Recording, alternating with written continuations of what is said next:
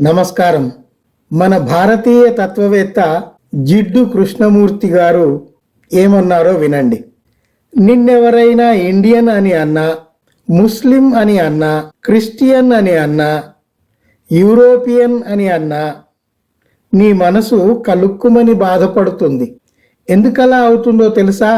నిన్ను ఎవరో ఈ విశ్వాన్నుంచి, ప్రపంచ మానవాళి నుంచి వేరు చేసి చూస్తున్నారు. జాతీయత, మతం, కులం లాంటి వాటితో విడగొట్టబడినప్పుడు మనిషికి కోపం వస్తుంది. విధ్వంసానికి పూనుకుంటున్నాడు.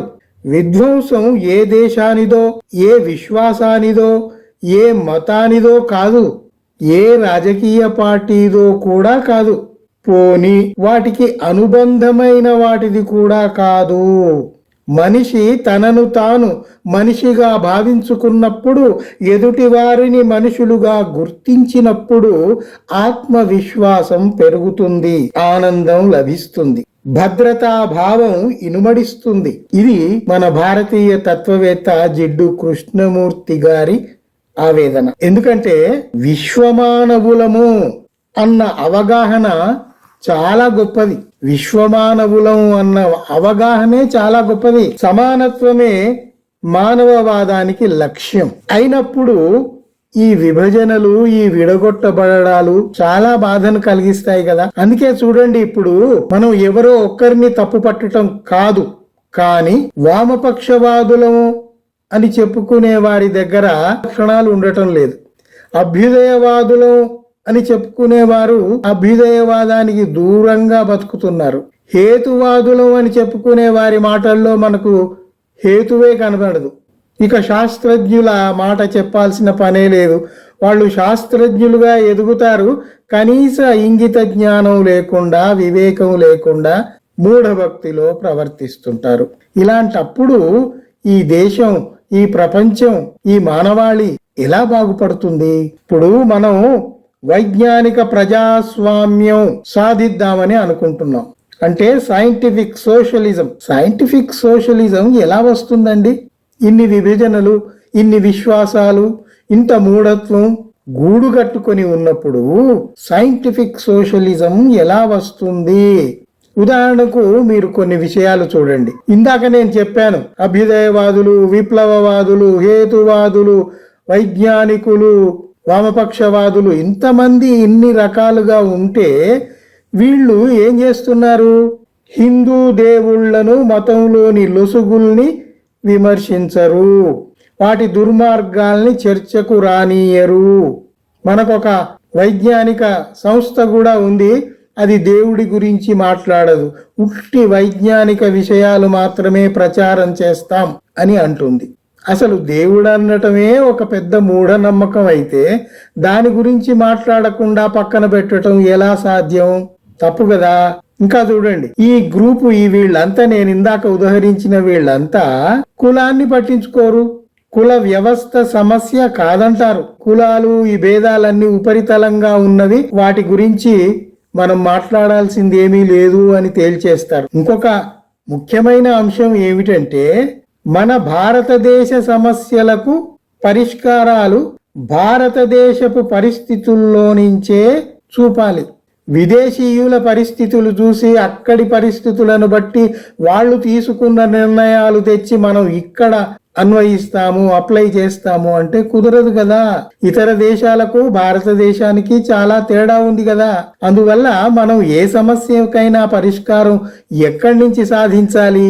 ఇక్కడ ఈ భారతదేశపు సమాజంలో నుంచే సాధించాలి. ఇక్కడి పరిస్థితులను, ఇక్కడి వాతావరణాన్ని, ఇక్కడి అన్నిటినీ అవగాహన చేసుకుని అందులో నుంచి మనము కొన్ని పరిష్కారాలు వెతుక్కోవాలి. అందువల్ల భారతదేశపు సమస్యలకు పరిష్కారాలు భారతదేశపు పరిస్థితుల్లోంచే చూపాలి, కానీ పాశ్చాత్యుల పరిష్కారాలు ఇక్కడ పనికిరావు అని గ్రహించుకోవాలి. సులభ మార్గాల్ని వెతక్కుండా తుపాకులతో జనాల్ని సిద్ధం చేయటం భావ్యమా?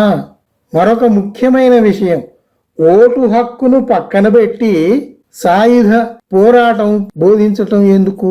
వీటిని గురించి తీవ్రంగా ఆలోచించాల్సిన అవసరం ఉంది అని నేను అనుకుంటున్నాను. ముఖ్యంగా మనం ముందు ఉదాహరించుకున్న వీళ్ళంతా మీతో పాటు నాతో పాటు మనం అందరం చేయాల్సింది ఏమిటి అంటే, ఈ కులం అంటే ఏమిటి, ఇది ఎలా ఏర్పడింది, ఆ అవగాహన మనం పెంచుకోవాల్సిన అవసరం ఉంది. వర్ణం అంటే ఏమిటి, ఈ వర్ణ వ్యవస్థ ఎలా ఏర్పడింది, దాని గురించి తీవ్రంగా ఆలోచించాల్సిన అవసరం వచ్చింది. కుల వ్యవస్థ ఉండగానే మళ్ళీ వర్ణ వ్యవస్థ ఎందుకు వచ్చింది, అది కూడా కనుక్కోవాల్సిన అవసరం ఉంది. వర్ణ వ్యవస్థలో శూద్రులు భాగమే అయినప్పటికీ వారికి ద్విజవర్ణాలకు ఉన్న హక్కులు ఎందుకు లేవు? ఇంకా ఉపనయనం అంటే ఏమిటి, అది ఇప్పుడు సమసిపోయింది. అయినా కూడా అవశేషంగా ఇంకా మిగిలి ఉంది కాబట్టి దాని గురించి కూడా తీవ్రంగా ఆలోచించాల్సిన అవసరం ఉంది. మనకు సమాజంలో కనబడుతున్న బ్రాహ్మణులు మొదటి నుండి శాకాహారులేనా? వారు గోమాంస భక్షణ ఎప్పుడూ చేయలేదా? చేస్తే అది మానేసి పూర్తి శాకాహారులుగా ఎందుకు మారారు? వీటికి సమాధానాలు వెతుక్కోవాలి. వెతుక్కుంటేనే మనం మన సమాజం యొక్క స్థితిగతుల్ని పూర్తిగా అర్థం చేసుకున్నట్లుగా అవుతుంది. వాటి రుగ్మతలు ఏవైతే ఉంటాయో వాటిని రూపుమాపటానికి మన ప్రయత్నం మనం చేయటం సాధ్యమవుతుంది. అన్నిటికంటే ముఖ్యంగా అస్పృశ్యత అంటే ఏమిటి? ప్రపంచంలో ఎక్కడా లేనిది మన దేశంలోనే ఎందుకు ఉంది? అస్పృశ్యత అంటే ఏమిటి? అస్పృశ్యత ఎలా వచ్చింది? అస్పృశ్యత నీచమైందా? అదొక బానిసత్వమా? ఇవన్నీ ఆలోచించాల్సిన అవసరం ఉంది. మన వాళ్ళు వర్గ పోరాటం అని చెప్తూ ఉంటారు. కానీ సమాజంలో పేరుకుపోయిన ఇన్ని దుర్మార్గాలని పక్కన పెట్టి, అంటే అసలు విషయాలన్నిటినీ పక్కన పెట్టి వర్గ పోరాటం అని బోధించటం అవసరమా? దానివల్ల ఏమైనా మేలు జరుగుతుందా? స్వాతంత్రం లభించి ఇన్నేళ్లు అయిపోయినా కూడా ఏమైనా మేలు జరిగిందా? మన మూలాల్లోకి పోయి మౌలిక ప్రశ్నలకు జవాబులు సాధించుకోకుండా మనం సైంటిఫిక్ సోషలిజంలోకి ఎట్లా పోతాము? అసలు మనిషిని మనిషిగా గుర్తించటం అనేది రావటం లేదు కదా జనాలకు. ప్రఖ్యాత మానవవాది ఎంఎన్ రాయ్ ఏమన్నారో చూడండి, జాగ్రత్తగా వినండి, మీరు ఆలోచించండి. యంత్రాల రూపకర్త అయిన మానవుడు ఉత్పత్తి సాధనాల కంటే గొప్పవాడు. పరిణామ క్రమంలో మనిషి సుత్తితో పుట్టుకురాలేదు, అద్భుతమైన మెదడుతో వచ్చాడు. మనిషి మెదడు దానికదే ఒక ఉత్పత్తి సాధనం. ఒక శక్తిమంతమైన యంత్రం కంటే కూడా అది శక్తిమంతమైంది అని అన్నారు ఎంఎన్ రాయ్, ప్రఖ్యాత మానవవాది. మనం ఉత్పత్తి సాధనాల గురించి, వర్గ పోరాటాల గురించి, వీటి గురించి ఎక్కువగా మాట్లాడుతూ అసలైన విషయాలు మాట్లాడటం లేదు. మనిషిని మనిషిగా గుర్తిద్దాం, మనుషులందరికీ సమాన స్థాయిని ఇద్దాం అన్న విషయం మర్చిపోతున్నాం. అది మర్చిపోయి ఇంకా సైంటిఫిక్ సోషలిజం గురించి మాట్లాడితే ఎలా సాధించగలం అని నాకొచ్చిన కొన్ని అనుమానాల్ని నేను మీ ముందు పెడుతున్నాను. మీరు కూడా ఆలోచించండి, మీ మిత్రులతో చర్చించండి.